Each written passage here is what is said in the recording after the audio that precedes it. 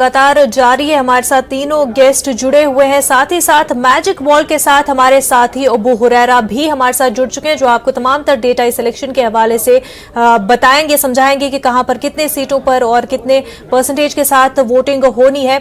अबू हुरैरा हमारे साथ जुड़ चुके हैं। अबू हुरैरा, हम जानना चाहेंगे मैजिक वॉल के थ्रू कि कहां पर, क्योंकि 3 रियासतों में वोटिंग हो रही है आज, तो क्या कुछ फैक्टर रहेंगे, क्या कुछ परसेंटेज रहेगा? जी मुनज़्ज़ा, बहुत शुक्रिया। जाहिर सी बात है कि दूसरे मरहले के बाद, पहले मरहले के बाद अब बारी दूसरे मरहले की है और यूपी की अगर हम बात करें तो 9 अज़ला की इन 55 सीटों पर इंतखाबात बहुत अहम है। और ख़ास बात मुनज़्ज़ा ये है कि आज सुबह से ही लोगों में हम जोशो खरोश देख रहे हैं, वोटर्स में एक जोशो खरोश देखने को मिला है। यूपी की इन 55 सीटों के अलावा गोवा और उत्तराखंड की तमाम सीटों पर आज पोलिंग हो रही, लेकिन सबसे दिलचस्प जो फाइट एक तरह से कह लीजिए या मुकाबला कह लीजिए या चुनाव कह लीजिए, ये यूपी की इन 55 सीटों पर है जहां पर बड़ी तादाद में मुस्लिम वोटर्स यहां पर बसते हैं। क्योंकि हम मैजिक वॉल के साथ मौजूद हैं, 2017 में क्या कुछ हुआ था, कौन से बड़े उलटफेर हुए थे, नतीजे किसके हक में 2017 में रहे थे, इन तमाम चीजों को हम मैजिक वॉल के जरिए ही समझने की कोशिश करेंगे। और बहुत जल्दी दूसरे मरहले के जो नतीजे थे वो क्या कुछ रहे थे वो हम मैजिक वॉल के जरिए समझने की कोशिश करेंगे। तो सबसे पहले दूसरा जो मरहला था वो किसके हक में किस तरह से रहा था 2017 की अगर हम बात करते हैं। जी हाँ, 2017 की ये तस्वीर आपके सामने है। 2017 में दूसरे मरहले की 55 सीटों के लिए वोट डाले गए थे। ये 55 सीटें 403 सीटों में से दूसरे मरहले की 55 सीटें हैं। और इन 55 सीटों की अगर हम बात करते हैं तो बीजेपी के हक में बहुत शानदार नतीजे रहे थे। 55 सीटों में से बीजेपी 38 सीटें, जी हाँ, आधे से ज्यादा सीटें सिर्फ बीजेपी के खाते में गई थी। 38 सीटें बीजेपी ने यहां से जीती थी 55 सीटों में से। और पहले मरहले के मुकाबले में दूसरे मरहले में समाजवादी पार्टी की जो पोजीशन थी वो थोड़ी सी बेहतर हुई थी, क्योंकि दूसरे मरहले में हम देखते हैं तो समाजवादी पार्टी 15 सीट जीत कर आई थी। और हमको यह भी याद रखना होगा कि 2017 की बात करते हैं तो कांग्रेस के साथ इत्तेहाद था समाजवादी पार्टी का, और उसके बाद समाजवादी पार्टी 15 सीट जीत कर आई थी। इसके अलावा अगर कांग्रेस की बात करते हैं तो दूसरे मरहले में 2017 में कांग्रेस की जो कारकर्दगी थी वो बहुत अच्छी नहीं थी। कांग्रेस सिर्फ 2 सीट जीत कर आई थी। इसके अलावा जो एक और फैक्टर बहुत अहम हो जाता है, दूसरे मरहले का जो वोटिंग शेयर था, वोटिंग जो फीसद था, वो किसके हक में किस तरह से गया था वो भी बहुत जल्दी हम देख लेते हैं।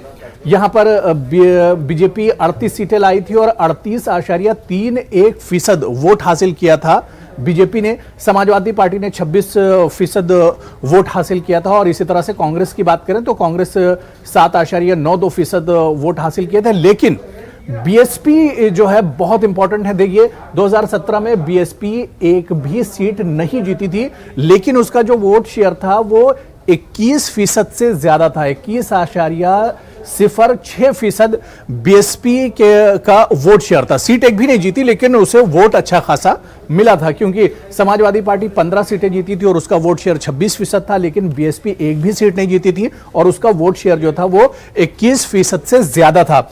क्या ये एक अहम फैक्टर हो सकता है? और बीएसपी जो इस बार एक साइलेंट दिखी, लेकिन दूसरा मरहला उसके हक में इस बार कुछ बेहतर हो सकता है, क्योंकि बड़ी तादाद में बीएसपी ने दूसरे मरहले में मुस्लिम उम्मीदवारों को मौका दिया। लेकिन इस बार एक फैक्टर और बहुत अहम हो जाता है जिसकी हम बात करें और यहां पर उसकी एंट्री हो जाती है। हालांकि एमआईएम की अगर हम बात करते हैं, जी हां, एमआईएम 2017 में जरूर थी, लेकिन इतनी मजबूत नहीं थी और इतनी मजबूती से चुनाव लड़ी भी नहीं थी। लेकिन इस बार एमआईएम मजबूती के साथ चुनाव लड़ रही है और खासतौर से दूसरे मरहले की जो 55 सीटें हैं, इन 55 सीटों पर काफी बड़ी तादाद में एमआईएम के उम्मीदवार हैं। खासतौर से मुरादाबाद की बात करते हैं, बरेली की बात करते हैं, सहारनपुर की बात करते हैं तो और बिजनौर की बात करते हैं, तो ये कुछ मुस्लिम अक्सरती इलाके हैं जहां पर एमआईएम ने बड़ी तादाद में उम्मीदवारों को, मुस्लिम उम्मीदवारों को मौका दिया। और ये मैदान में तो एमआईएम का जो फैक्टर है ये कितना इंपॉर्टेंट होगा, किसका खेल एमआईएम बिगाड़ सकती है या किसका खेल बना सकती है, ये तो जब नतीजे आएंगे उस वक्त पता चलेगा। लेकिन क्योंकि मुस्लिम अक्सरती सीटें हैं, आज इन 55 सीटों की अगर हम बात करते हैं तो इन 55 सीटों में से कई सीटें ऐसी हैं जहां पर मुस्लिम वोटर्स की तादाद 25% से 30% तक है। यानी इतनी बड़ी तादाद है कि किसी भी पार्टी को मुस्लिम वोटर्स जिता सकते हैं और किसी भी पार्टी को मुस्लिम वोटर्स शिकस्त दे सकते हैं। तो ये फैक्टर बहुत अहम हो जाता है। और इसके अलावा देखिए, जिस मुस्लिम फैक्टर की हम बात करते हैं, अगर इस मुस्लिम फैक्टर की हम यहां पर थोड़ा सा मैजिक वॉल के जरिए और समझने की कोशिश करें, तो आप देखिए कि 55 सीटों में से कौन सी और कितनी सीटें ऐसी हैं। जी हां, 55 में से 46 सीटें ऐसी हैं, 46 सीटें ऐसी हैं जहां पर मुस्लिम वोटर्स का दबदबा है। मैं कैमरामैन से कहूंगा थोड़ा सा इसे आप क्लोज करके दिखाएं कि 55 सीटों में से 46 सीटें ऐसी हैं जिसमें मुस्लिम वोटर्स का दबदबा है। और एक चीज और बहुत यहां पर जो साफ है वो आप देख सकते हैं कि मुस्लिम फैक्टर जहां पर अहम है, जहां पर वोटर्स की तादाद ज्यादा है, 46 सीटें, और वहां पर बीजेपी 30 सीटें जीत कर आई थी। जी हां, ये बहुत इंपॉर्टेंट है। बीजेपी मुस्लिम अक्सरियती सीटों में 30 सीटें जीत कर आई थी और उसका जो वोट शेयर था वो 37.66% था। यानी कि मुस्लिम जो अक्सरियती इलाके थे वहां पर सेंधमारी की थी और बड़ी जीत बीजेपी ने हासिल की थी। इसके अलावा समाजवादी पार्टी ने मुस्लिम हलकों की अगर बात करें और मुस्लिम सीट्स की बात करें तो वहां पर 14 सीटें जीती थी। कांग्रेस के खाते में 2 सीटें गई थी। बीएसपी खाता नहीं खोल पाई थी। वोट शेयर की बात करें तो मुस्लिम हलकों में मुस्लिम वोटर्स की तादाद जहां पर ज्यादा है वहां पर समाजवादी पार्टी का वोट शेयर थोड़ा सा अच्छा रहा था। हालांकि बीजेपी का वोट शेयर जरूर अच्छा रहा था, लेकिन समाजवादी पार्टी का यहां पर वोट शेयर बीजेपी के मुकाबले में बहुत ज्यादा कम नहीं था।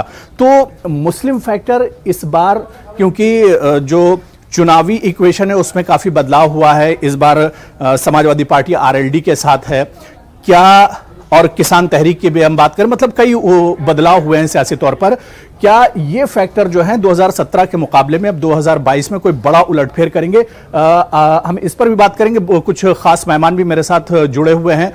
मुनज़्ज़ा, मुस्लिम फैक्टर की अगर हम बात करते हैं तो आज का जो दूसरा मरहला है, यहां पर मुस्लिम वोटर्स की अहमियत बहुत ज्यादा है और एक अहम रोल अदा करते हैं मुस्लिम वोटर्स। जी बिल्कुल, मुस्लिम वोटर्स काफी ज्यादा अहमियत रखते हैं, लेकिन 2017 में हुरैरा हमने जैसे देखा कि मुस्लिम वोटर्स तो तब भी थे, और जिस तरह आपने अभी डेटा मैजिक वॉल के जरिए बताया कि 46 सीट्स पर जहां पर मुस्लिम डोमिनेंट पॉपुलेशन है, बावजूद इसके 30 सीटों पर बीजेपी जो है जीत दर्ज करने में कामयाबी हासिल की थी। और इस चीज को हम समझने की कोशिश करेंगे। ऋषि मिश्रा साहब हमारे साथ बने हुए हैं। ऋषि मिश्रा साहब, मुस्लिम वोट काफी अहमियत रखता है इस सेकेंड फेज में, लेकिन क्या बीजेपी जीत दर्ज कर पाएगी? हालांकि पिछले इलेक्शन में 2017 में वो कामयाबी हासिल करने कर पाए थे।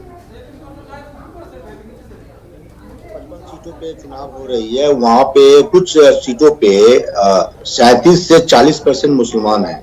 यदि बदायूं को थोड़ा छोड़ दें, बदायूं बिजनौर को छोड़ दें, बाकी जिलों को आप यदि देखते हैं तो वहाँ 37 से 40% मुस्लिम आबादी है और अच्छी खासी 17 से 18% दलित आबादी है। और ये कॉम्बिनेशन, मुस्लिम और दलित कॉम्बिनेशन जो है, एक विनिंग फैक्टर इन क्षेत्रों में साबित होती है। और आपने देखा भी होगा 2019 लोकसभा चुनाव में बीएसपी और समाजवादी पार्टी के बीच गठबंधन थी और दोनों पार्टी इसी एरिया में बेहतर परफॉर्म कर पाई थी।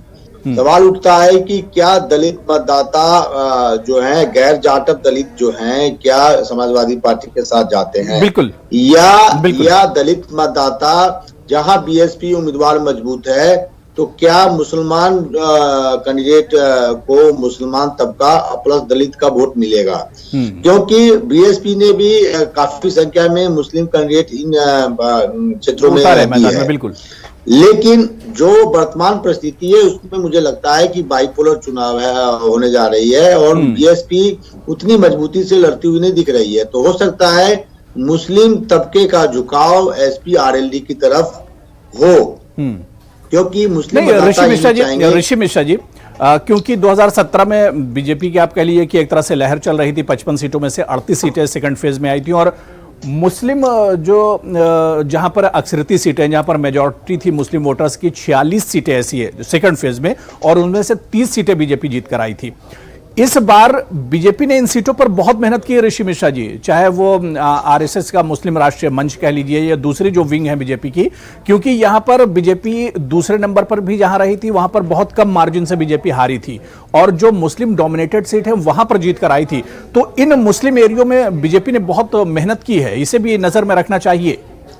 अबू हुरैरा जी देखिए, आप संघ के किसी भी मुस्लिम विचार संगठन को आप उसमें एक्टिव कर दीजिए, आप बीजेपी के जितने मुसलमान चेहरा उनको एक्टिव कर दीजिए, लेकिन मुसलमानों का विश्वास क्या बीजेपी जीत पाई है? प्रधानमंत्री ने नारा दिया था सबका साथ, सबका विकास, सबका विश्वास, और सबका विश्वास आप राजनीतिक भागीदारी की बात करते हैं तो आपने कितने मुस्लिमों को टिकट दिया?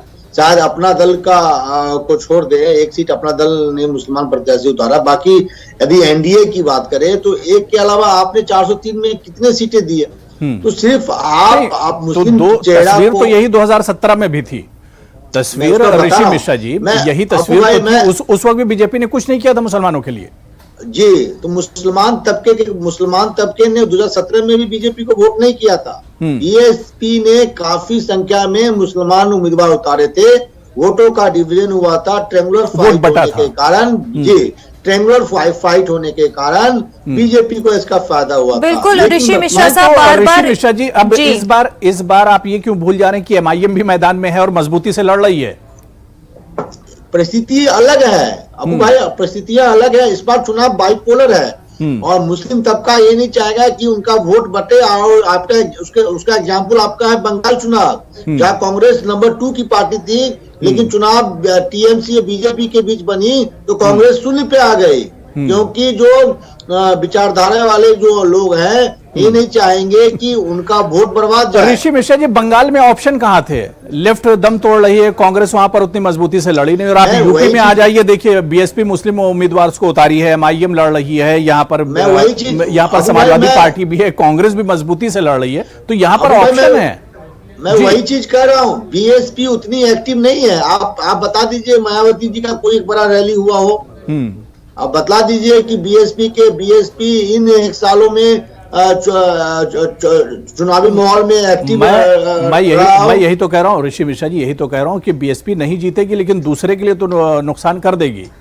उन सीटों पे जहां क्लोज फाइट होगा, जहां 5,000, 4,000, 10,000 से निर्णय होंगे, जहां यदि क्लोज फाइट नहीं होगा वहां पे एसपी आरएलडी प्लस बीजेपी के लड़ाई होगी। और मुझे लगता है मुस्लिम तबका का जनरली जो है ऑन एवरेज झुकाव एसपी आरएलडी की तरफ ही होगी, क्योंकि एसपी आरएलडी ही कांटे की टक्कर बीजेपी। बिल्कुल ऋषि मिश्रा साहब, और एसपी आरएलडी का भी यही कहना है कि मुस्लिम दलित वोट जो है उनकी तरफ झुकाव दिख रहा है। हुरैरा अनिल मिश्रा से यहाँ पर पूछना चाहेंगे कि अनिल मिश्रा साहब, हमने देखा कि 2014-17 में क्या तैयारी रही, किस तरह से बीजेपी ने लड़ा, और बावजूद इसके कि जिन सीटों पर मुस्लिम डोमिनेट वोट था, जिनका झुकाव भी अगर सपा की तरफ ही था, फिर भी बीजेपी जीती। तो इस बार पिछले इलेक्शन को मद्देनजर रखते हुए सपा ने क्या तैयारी की? क्योंकि बीजेपी ने सर्वे भी किया, बीजेपी ने ग्राउंड में जाकर भी सर्वे किया और देखा कि किस तरह से हमें कैंडिडेट उतारना चाहिए। सपा ने पिछले इलेक्शंस को देखते हुए क्या तैयारी की ताकि जो ये मुस्लिम डोमिनेंट सीटें हैं, अगर इनका रुझान है भी सपा की तरफ, रखना चाहिए तो क्या 2017 में समाजवादी पार्टी अकेली नहीं थी, वहां पर कांग्रेस भी साथ में उनके थी। बिल्कुल, और यही माना जाता है हुरैरा कि मुसलमान दलित का वोट जो है झुकाव सपा और कांग्रेस की तरफ होता है, लेकिन बावजूद उसके वो जीत नहीं पाए थे हुरैरा। तो अनिल मिश्रा जी, क्या तैयारियां की?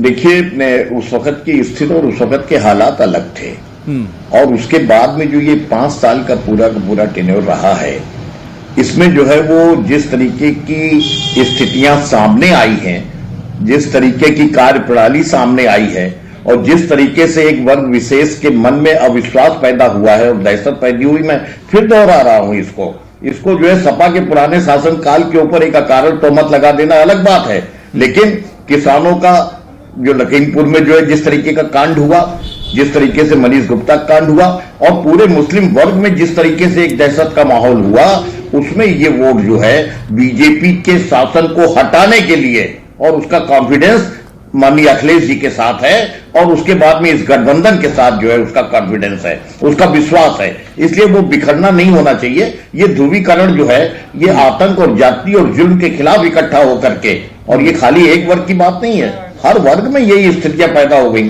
कोई विकास की बात नहीं हुई, महंगाई की बात नहीं हुई, बेरोजगारी की बात नहीं हुई, कहीं पे आपने जो है वो कब्रिस्तान शमशान की बात कर रहे हो, आप कहीं बुलडोजर की बात कर रहे हो, कहीं गर्मी निकाल रहे हो, कहीं खालिस्तान पाकिस्तान की बात कर रहे हो, कहीं किसानों पे जाति कर रहे हो। तो जिना का तस्करा अखिलेश यादव भी करते हैं। आम वोटर जो है उसके मन पे अखिलेश यादव को भी जिना याद आए हैं।